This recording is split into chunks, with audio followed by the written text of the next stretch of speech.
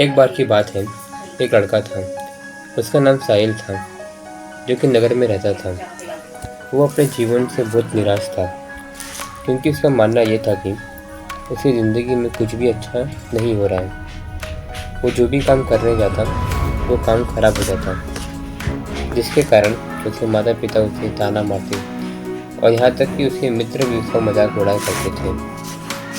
फिर देखते ही देखते उसके रिश्तेदारों ने भी उससे मिलना जुलना बंद कर दिया, जिसकी वजह से वो अब अकेला पड़ चुका था।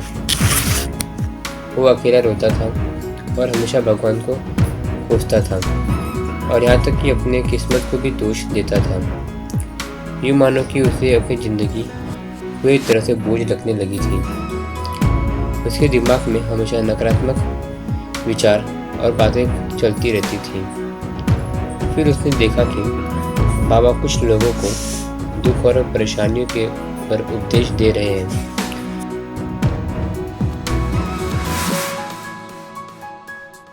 तब साहिल भी वहाँ चला गया और जाके एकदम आखिरी में जाके बैठ गया और बाबा का प्रवचन सुनने लगा।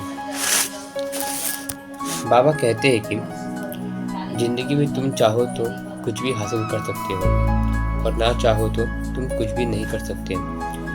ये सब सुन के तभी साहिल बाबा को गुस्सा कर बोला कि ऐसा कुछ नहीं होता है।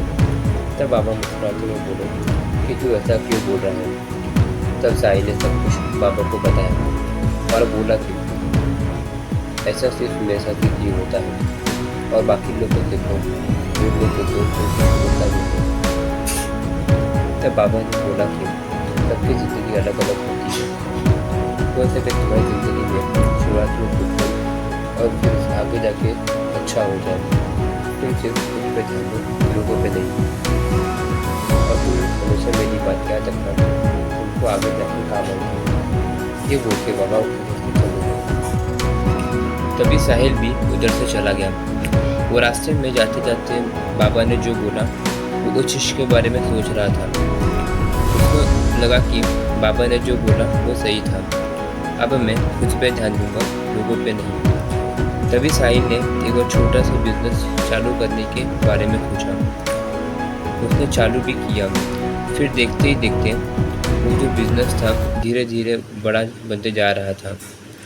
उसके मम्मी पापा भी उसके इस काम पे बहुत खुश हुए। जो दोस्त उससे कभी मिलते नहीं थे, वो भी अब उससे बात कर रहे थे। जो लोग साहिल से पहले बात भी नहीं करते थे, आज उसका बड़ा बिजनेस देख के सब उसके नज़दीक आ गए। फिर कुछ महीने बाद साहिल का जो बिजनेस लॉस में होने लगा। उसके पास पैसे भी कम हो चुके थे। तब साहिल थोड़ा टेंशन में आ चुका था। तभी उसके दोस्त ने साहिल को बताया कि बैंक से लोन ले ले, फिर जब आएगा तब दे देना। साहिल ने वैसा ही किया। फिर जब साहिल लॉस में जाता तब वो बैंक से लोन ले लेता। ऐसा करते करते साहिल ने काफ़ी लोन ले लिए अपने बिजनेस के लिए, और उसमें लगा था। लेकिन उसका जो बिजनेस था वो पहले जैसा काम नहीं कर रहा था। फिर धीरे धीरे साहिल का जो बिजनेस था वो कर्ज में आने लगा पूरी तरह से, यहाँ तक कि उसका बिजनेस बंद हो गया। फिर देखते ही देखते साहिल भी गलत रास्ते पे आ गया। उसको कुछ गलत नशा होने शुरू हो गया।